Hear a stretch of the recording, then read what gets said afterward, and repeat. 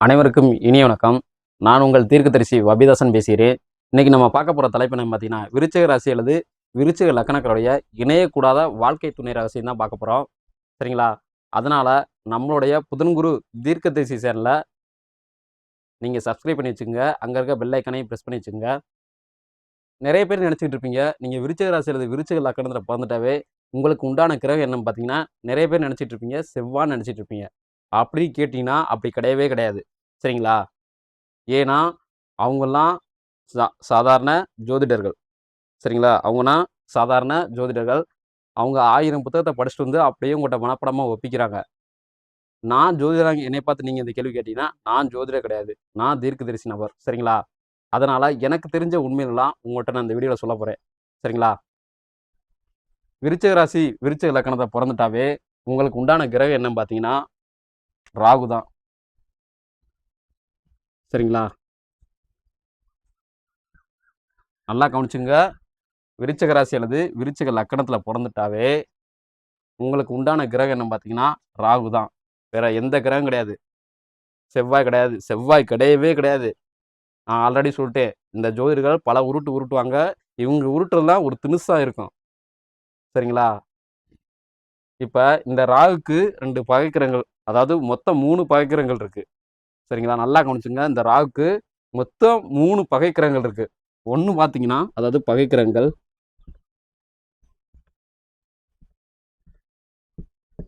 பகை கிரகம் ஒண்ணு பார்த்தீங்கன்னா பூமி, அதாவது புதன்.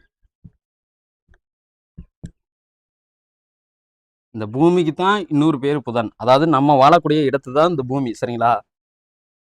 2வது பார்த்தீங்கன்னா செவ்வாய்.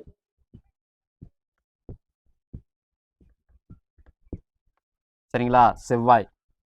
3வது பார்த்தீங்கன்னா சூரியன். சரிங்களா? 3வது பார்த்தீங்கன்னா சூரியன். இங்க மேல இருக்கிற இந்த புதனும், அதாவது மேல இருக்கிற இந்த பூமி, செவ்வாயும் சரி, அதாவது இவங்க உங்களுக்கு எதிரி. சரிங்களா? இவங்கெல்லாம் உங்களுக்கு எதிரி. உங்களுக்கு இவங்கெல்லாம் எதிரி. ஆனா இந்த இங்க இருக்க பார்த்தீங்களா ராகு, ராகுக்கு சூரியன் எதிரி கிடையாது. ஆனா இங்க இருக்கிற சூரியனுக்கு தான் ராகு எதிரி. நல்லா கவனிச்சுங்க. இங்க இருக்கிற சூரியனுக்கு தான் ராகுவை பிடிக்காது. ஆனா இங்க இருக்கிற செவ்வாய்க்கும், இங்க இருக்கிற புதனுக்கும் செவ்வாய்க்குமே இங்க இருக்கிற ராகுவை பிடிக்காது. அதனாலுமே ராகுக்கு இங்க இருக்கிற புதனையும் செவ்வாயும் பிடிக்காது. ஆனா இங்க இருக்கிற சூரியனுக்கு தான் ராகுவை பிடிக்காது. சரிங்களா? அதனால அதனால நீங்க விருச்சிக ராசி அல்லது விருச்சிக லக்னத்துல பொறந்துட்டாவே இவங்க 3 பேர் தசை நடக்கும்போதும் நீங்க ரொம்ப பார்த்து ஜாக்கிரதையாக இருக்கணும். சரிங்களா? ஏன்னா இவங்க 3 பேர் தசை நடக்கும்போதும் பார்த்தீங்கன்னா, உங்களுடைய வாழ்க்கை கட்டத்துல உங்களுடைய வாழ்க்கையில அடி மேல அடி விழுகும். நல்லா தெரிஞ்சுங்க. அடி மேல அடி விழுகும். வம்பு, வழக்கு, வெட்டுக்குத்து, சிறைப்படுதல், சிறை சேதம் செய்தல். சரிங்களா? சின்ன பயல்கிட்ட சண்டை போடுறது, அறிவு சார்ந்த விஷயத்தில் தப்பான முடிவெடுத்து மிகப்பெரிய பிரச்சனைகள் அதில் சந்திப்பது. இந்த மாதிரி பிரச்சனைனா இவங்க 3 பேர் தசை அதாவது அரசாங்கத்திட்ட, அதாவது அரசாங்க அலுவலர்கிட்ட பிரச்சனைக்கு போகிறது, இல்லை கவர்மெண்டுடைய, அதாவது அரசாங்கத்தோடைய நேரடியாக பிரச்சனைக்கு போகிறது. சரிங்களா? இந்த மாதிரி பிரச்சனைனா எப்போ ஏற்படும் பார்த்தீங்கன்னா, இந்த 3 பேர் தசை நடக்கக்கூடிய காலத்தில் தான் ஏற்படும். ஸோ அதனால நீங்கள் விருச்சிக லக்கணத்தில் பிறந்துட்டீங்கன்னா, இந்த 3 பேர் தசை நடக்கும்போது நீங்கள் ரொம்ப ரொம்ப பார்த்து ஜாக்கிரதையாக இருக்கணும். சரிங்களா? மேலே இருக்கிற புதன் தசையானது, நல்லா கவனிச்சுங்க, மேலே இருக்கிற புதன் தசையானது இளமை காலத்திலையும், இங்க இருக்கிற செவ்வாய் தசையானது, அதாவது எப்படி சொல்றது, இளமைக்கு முதுமைக்கு நடுவில் இருக்கு பார்த்தீங்களா, அந்த காலநிலையில இது ஏற்படும். இந்த இருக்கிற செவ்வாய் தசை உங்களுக்கு நடக்கும். சரிங்களா? இங்க இருக்க சூரிய தசையானது ஒரு கிட்டத்தட்ட உங்களுக்கு முதுமையான காலத்துல தான் ஏற்படும். எப்படின்னா ஒரு கிட்டத்தட்ட நெருங்கிரும். அதாவது 80, 90 அந்த ரேஞ்சு கிட்ட நெருங்கி வந்துரும். சரிங்களா? அந்த மாதிரி காலகட்டத்துல இங்க இருக்க சூரிய தசை ஏற்படும். இங்க இருக்கிற செவ்வாய் தசை பார்த்தீங்கன்னா, கரெக்டா அதாவது இளம் பருவம் சொல்லுவாங்க பார்த்தீங்களா? அது இளம் பருவம்னா ஒரு கரெக்டா இளமைக்கும், அதாவது இளமைக்கும் முதுமைக்கும் இடையில இந்த செவ்வாய் தசை ஏற்படும். ஸோ அதனால இந்த 3 பேர் தசை நடக்கும்போதும் விருச்சிக லக்கணத்தில் பிறந்தவங்க ரொம்ப ரொம்ப ஜாக்கிரதையாக இருக்கணும். சரிங்களா? இப்போ நீங்கள் யாரை கல்யாணமே பண்ணக்கூடாதுன்னு பார்த்தீங்கன்னா இந்த 3 பேர்த்தையும் தான். சரிங்களா? ஏன்னா இந்த 3 பேருமே உங்களுக்கு பகை கிரகங்கள். சரிங்களா? இந்த 3 பேருமே உங்களுக்கு பகை கிரகங்கள். கிட்டத்தட்ட 100% உங்களை வெறுக்கக்கூடிய நபர்கள் யாருன்னு கேட்டீங்கன்னா, உங்களுடைய குணங்களையே உங்களுடைய செயல்பாடுகளை வெறுக்கக்கூடிய நபர்கள் யாருன்னு கேட்டீங்கன்னா இவங்க 3 பேரும் தான். சரிங்களா? அதனால எக்காரணத்தை கொண்டு இந்த 3 பேர்த்த நீங்க திருமணம் செய்யவே கூடாது.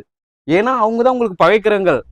உங்களுடைய குணங்களையும் உங்கள் செயல்பாடுகளையும் எதிர்க்கக்கூடிய நபர்கள் யாருன்னு கேட்டீங்கன்னா 100% வெறுக்கக்கூடிய நபர்கள் யாருன்னு கேட்டீங்கன்னா அது இவங்க 3 பேரும் மட்டும்தான். வேற யாருமே கிடையாது. சரிங்களா? நல்லா கவனிச்சுங்க. இது காலச்சக்கரம்.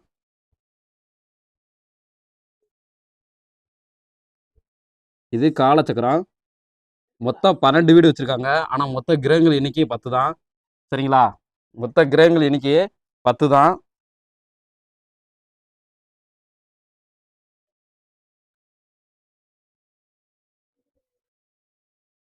இப்ப இப்ப ராகுக்கு வீடு தெரியும். இதுதான் உங்களுடைய வீடு. சரிங்களா? இதுதான் உங்களுடைய வீடு. சரிங்களா? விருச்சகம். நிறைய பேர் நினைச்சிட்டு இருப்பீங்க இது செவ்வாயோடைய வீடுன்னு. சரிங்களா? நிறைய பேர் நினைச்சிட்டு இருப்பீங்க விருச்சிக ராசியில் விருச்சிக லக்கணத்தை பிறந்துட்டாவே நிறைய பேர் நினைச்சிட்டு இருப்பீங்க இது செவ்வாயோட வீடுன்னு. செவ்வாயோட வீடு கிடையாது. இதுதான் உண்மையான ராகுடைய வீடு. சரிங்களா? அதாவது உங்களுடைய வீடு. சரிங்களா? விருச்சகம். சரிங்களா? இப்ப இதுல சூரியனோட வீடுன்னு கேட்டீங்கன்னா நீங்க பார்த்தோன்னே சொல்லிடுவீங்க இது சூரியனோட வீடு இதுதான். சரிங்களா? இது சிம்ம வீடு. சரிங்களா? சிம்ம வீடு. இப்ப செவ்வாயோட வீடு எதுன்னு கேட்டீங்கன்னா இப்ப இங்க பாத்தீங்கன்னா விருச்சகம்.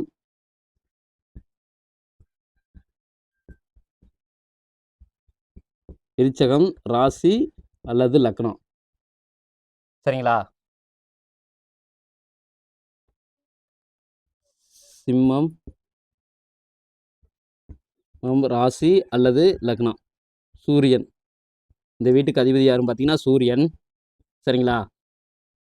ரெண்டாவதா பார்த்தீங்கன்னா மேஷம். இந்த வீட்டுக்கு அதிபதி பார்த்தீங்கன்னா செவ்வாய். சரிங்களா? செவ்வாய். இப்ப இது செவ்வாயோட வீடுன்னு சொல்லிட்டு இது மேச வீடு.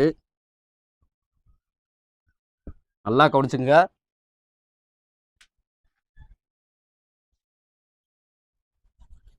நல்லா கவனிச்சுங்க. விருச்சிக ராசியில் விருச்சிக லக்கணத்தை பிறந்த ஆண்களா இருந்தாலும் சரி பெண்களா இருந்தாலும் சரி இது செவ்வாயோட வீடு மேச வீடுன்னு சொல்லிட்டு செவ்வாய் உண்டான வீடு மேச வீடுன்னு சொல்லியாச்சு. இப்போ இங்கே பார்த்தீங்கன்னா புதனுக்கு 2 வீடு இருக்கும். சரிங்களா? அப்படின்னு உங்கள்கிட்ட இங்கே இருக்கிற ஜோதிடர்லாம் உருட்டுன்னு உருட்டி வச்சிருப்பாங்க. தயவு செஞ்சு அதை நம்பாதீங்க. ஏன்னா இப்போ இருக்கிற ஜோதிடர்கள்லாம் பெரும்பாலான விஷயங்கள் தெரியுதில்ல. ஏன்னா அவங்கன்னா 1 வருஷம் 2 வருஷம் படிச்சுட்டு ஆன்லைன் கிளாஸ் அல்லது ஒரு ஒரு 50 புத்தகம் இல்லை 30 புத்தகத்தை வாங்கி படிச்சுட்டு வாங்கி வாங்கி படிச்சுட்டு வந்துட்டு அவங்கன்னா ஜோதிடர்னு சொல்லிட்டு இருக்காங்க. ஆனால் இந்த உண்மைனா ஒரு சில ஜோதிடருக்கு தெரியுது. ஆனால் அவங்க வெளிக்காட்டிக்க மாட்டேன்னு சொல்கிறாங்க.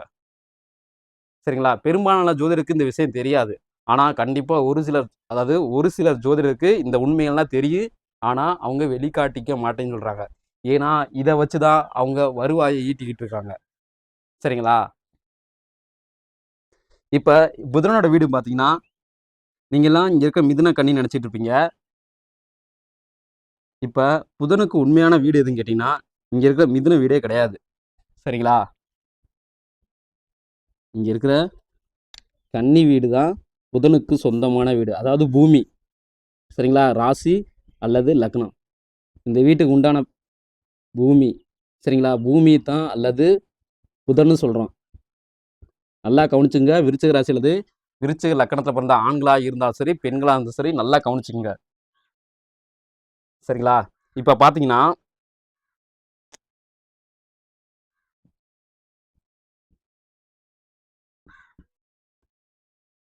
அதாவது புதனுடைய வீடு. சரிங்களா? பூமி.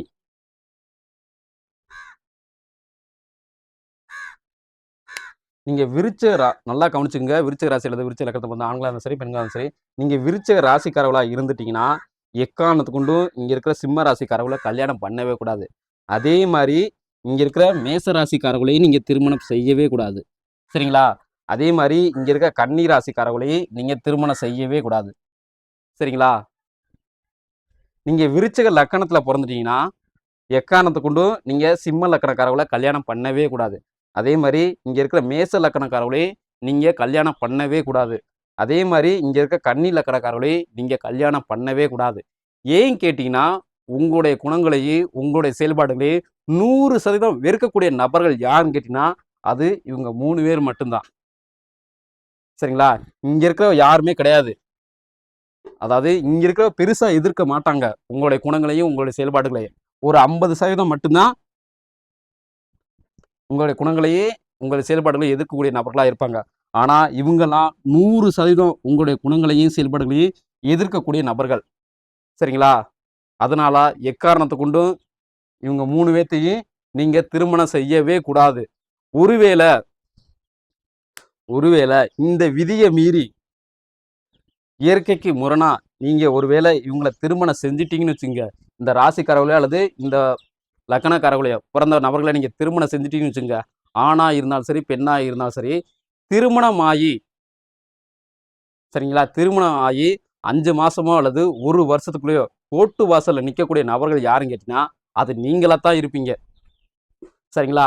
ஏன்னா உங்களுடைய குணங்களையும் உங்களுடைய செயல்பாடுகளையும் முழுமையா எதிர்க்கக்கூடிய நபர்கள் யாருன்னு கேட்டீங்கன்னா, அது இவங்க 3 பேரும் தான். இந்த 3 பேத்தையும் 3 பேர் தான். இந்த 3 பேத்துல நீங்க யாராச்சும் ஒரு ஆளை திருமணம் செய்யும்போது அப்ப இந்த மாதிரி பிரச்சனை ஏற்படத்தான் செய்யும். சரிங்களா? ஒண்ணு உங்களுடைய குணங்கள் பிடிக்காது, இன்னொன்னு பார்த்தீங்கன்னா உங்களுக்கு செயல்பாடுகள் பிடிக்காது.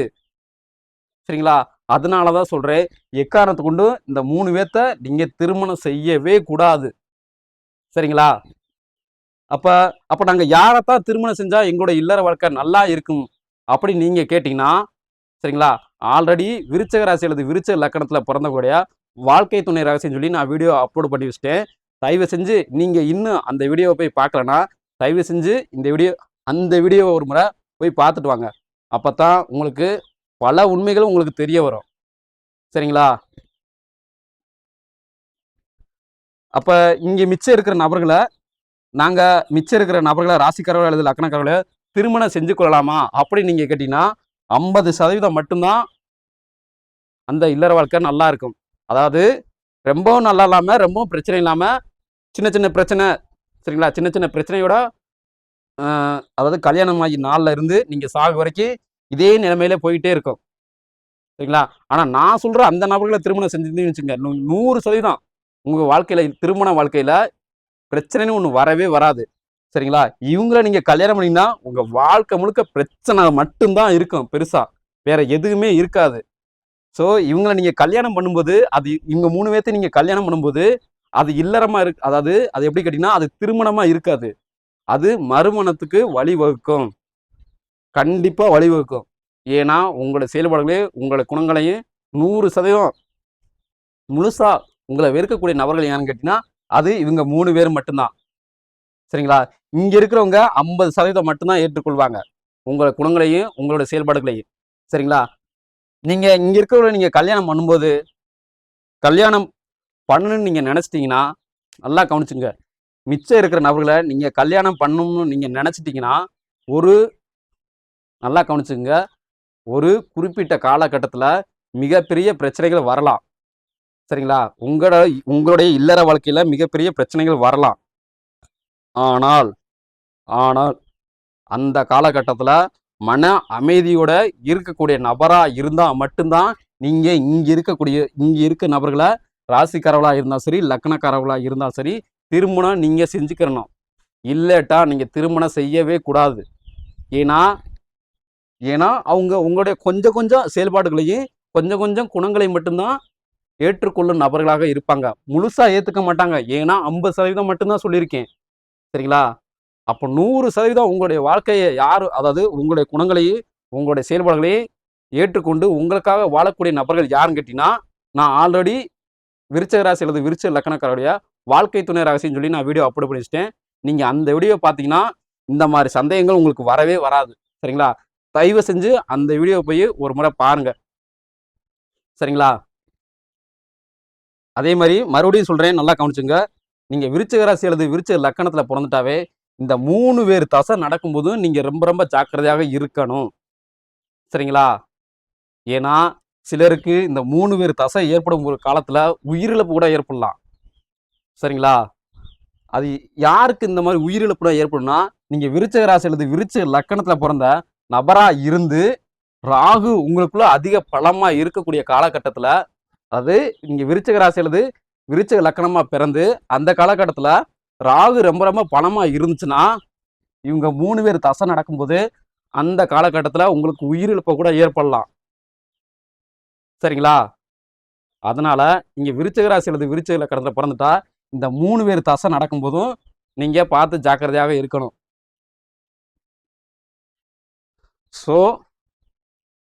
ஸோ இது போல பல அருமையான தகவலை நீங்க தெரிஞ்சுக்கணும்னு ஆசைப்பட்டீங்கன்னா நம்மளுடைய புதன்குரு தீர்க்கதரிசி சேனலை நீங்க சப்ஸ்கிரைப் பண்ணி வச்சுங்க.